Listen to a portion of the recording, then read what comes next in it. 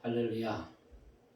오늘도 예배 나오신 여러분을 진심으로 사랑하고 환영하고 축복합니다. 오늘도 예배할 때에 하나님의 말씀에 큰 은혜가 있으시기를 예수님의 이름으로 축복합니다.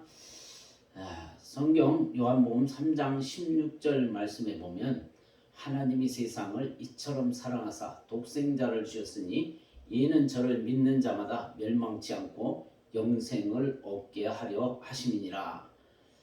하나님께서 부족한 저와 여러분 죄인들 위해서 하늘 영광 보좌 버리시고 이 땅에 내려오셔서 십자가의 죽으심으로 인해서 우리 모두를 지옥 가지 않게 하시고 영원한 영생 천국에 이르게 하신 줄 믿습니다.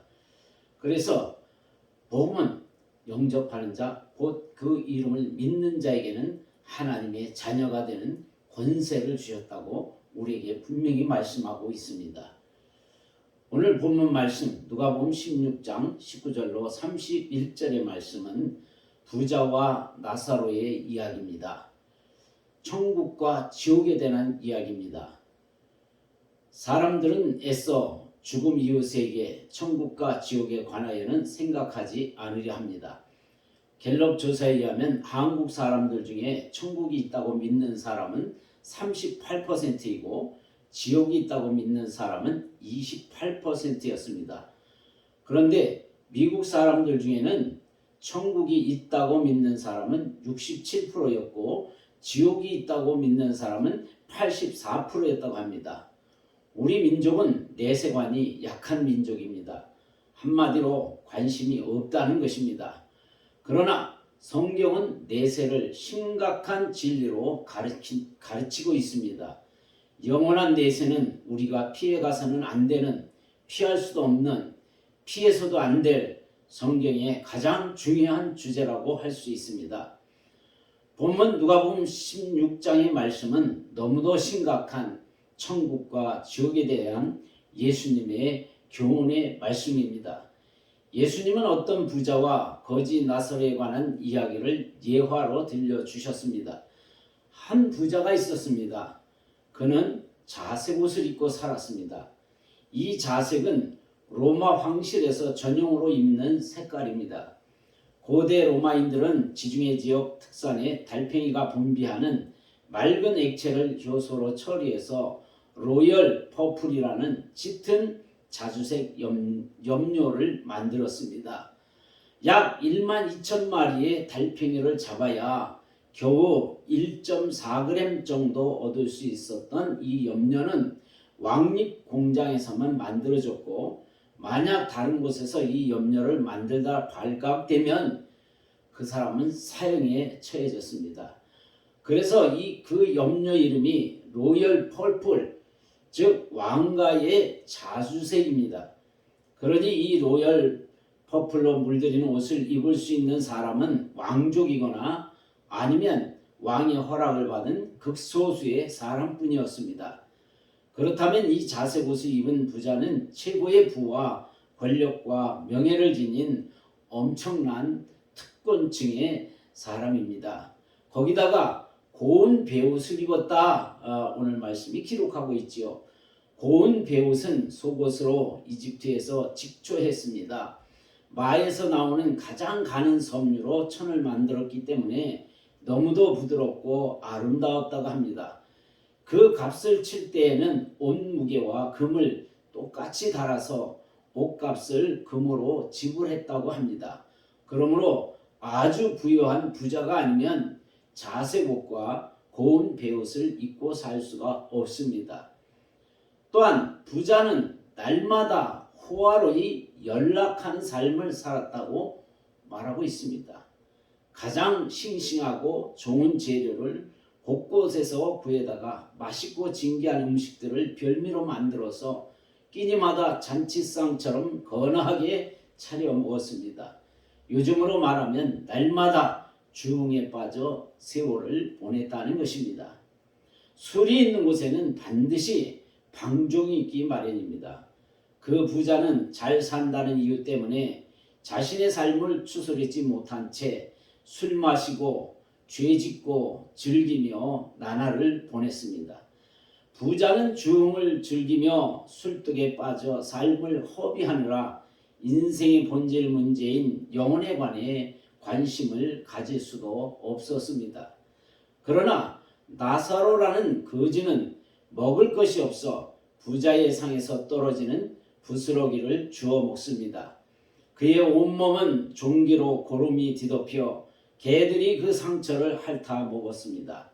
개를 쫓을 힘조차 없는 가련하고 비참한 존재였습니다. 그의 위로는 오직 하나님 한 분뿐이었습니다. 나사로란 이름의 뜻은 하나님은 도움이시라, 하나님이 도우시는 자라는 뜻입니다. 그러니까 하나님의 도움으로 살아가는 자를 말하는 것입니다. 비록 거지로 살고 있었지만 그는 하나님을 도움으로 삼고 은혜 아래 사는 사람이었습니다. 한마디로 이 두 사람의 땅의 생활은 겉으로 보기에 하늘과 땅 차이였습니다. 그런데 예수님은 이 두 사람이 모두 죽었다고 말씀하셨습니다. 히브리서 9장 27절의 말씀에 보면 한 번 죽는 것은 사람에게 정해진 것이요 그 후에는 심판이 있으리니 죽음은 인간 누구에게나 공통으로 찾아오는 운명입니다. 보십시오. 부자도 죽고 거지도 죽었습니다. 하나님께서는 공평하게, 참으로 공평하게 두 사람 모두에게 죽음을 똑같이 주셨습니다. 이제까지의 인생은 너무나 대조적이고 달랐습니다. 그러나 죽음만은 공통적으로 두 사람에게 동등하게 주셨습니다. 부자는 죽지 않으려고 발버둥 쳤을 것입니다. 건강을 위해서 온갖 좋은 것을 가려먹었을 것입니다. 오래 살려고 보약도 많이 먹었을 것입니다. 주치의를 곁에 두고 자주 검진하고 보살펴주며 좋은 조언을 많이 해주었을 것입니다. 그러나 그토록 애를 썼어도 인간의 가는 길 막지 못하고 마침내 죽었습니다. 그리고 이제 이 두 사람의 장례식이 치러지는데 이들의 장례식 장면을 우리는 어렵지 않게 떠올려 볼 수 있을 것입니다. 아마 거지 나사로의 경우 그의 시신은 가마떼기에 둘둘 말아져 어느 골짜기에 내던져졌을 것입니다. 누가 그를 위해 빈소라도 차려주었겠으며 그를 위해 울어주었겠으며 마지막 가는 길을 안타까워했겠습니까? 거지의 죽음은 한마디로 비참한 죽음이었습니다. 그러나 부자의 장례식은 달랐습니다. 그는 장사되었습니다. 그의 죽음이 곳곳에 알려지고 거창한 빈소가 차려졌을 것이며 수많은 문상객들이 와서 그의 죽음을 애도했을 것이고 화려한 장례 행렬로 선산에 따스한 햇볕 드는 명당 자리로 옮겨졌을 것입니다. 그의 죽음은 한마디로 복받은 죽음이었습니다. 그러나 여기서 중요한 것은 죽음 이후의 운명입니다. 주님은 그 후에 그들의 변화된 운명을 소개합니다. 23절에 보면 부자는 어디로 갔습니까? 저가 음부에서, 음부라는 곳으로 갔습니다. 이 음부라는 곳은 죽은 자들이 하나님의 심판을 기다리고 있는 장소라고 했습니다. 그런데 즉각적으로 이 부자는 음부로 갔다고 오늘 성경은 말씀하고 있습니다. 그러나 이 거지 나사로는 어디로 갔습니까? 아브라함의 품으로 갔다고 말씀은 기록합니다. 성경은 죽는 즉시 음부든 천국이든 둘 중에 하나로 간다고 말하고 있습니다. 천국과 지옥은 나의 생명이 이 땅에서 떠나는 그 순간 즉시로 가야 하는 곳입니다. 여기 부자가 간 음부는 지옥으로, 그것은 영원히 꺼지지 않는 불못입니다. 24절에 보면 지옥에서는 뜨거운 불길이 있습니다. 그 불길 가운데서 고민하고 고통당하는 것입니다. 예수님은 이 형벌의 처소를 지옥으로 표현하셨습니다. 가장 무서운 불은 끌 수 없는 불입니다. 여기 지옥에 간 부자의 마지막 소원이 있습니다. 오늘 27절로 31절 말씀의 내용을 보면 부자는 자기 혀에 물 한 방울만 나사로를 통해 묻혀달라 요청하다 거절을 당하자 그 절박한 순간에 아직 지옥에 오지 않은 자기의 5 형제를 기억해냈습니다. 그들도 자신처럼 세상 떠나는 날 지옥에 떨어질 운명이라는 것을 생각했습니다. 그래서 그는 사랑하는 가족들이 자기처럼 지옥에 오게 할 수는 없다고 생각을 했습니다. 그래서 그는 자기 대신 나사로를 보내 그들에게 경고해 달라 간청합니다. 그러나 아무리 사정해도 전도자들이 세상에 있으니 그들에게 들으면 된다고 부자의 요청을 거절합니다. 사랑하는 여러분, 지금 살만하십니까? 이 땅의 성공을 기뻐하지 마십시오. 진정한 성공은 하나님의 최종 심판대에서 나타납니다.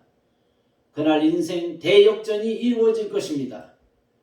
그날에 땅을 치며 후회하는 일이 없도록 지옥 가서는 절대 안 될 사람들을 위해 기도하며 열심히 전도해서 영혼을 지옥으로부터 구원해서 천국으로 인도하게 되시기를 우리 주님 예수 그리스도의 이름으로 축원합니다.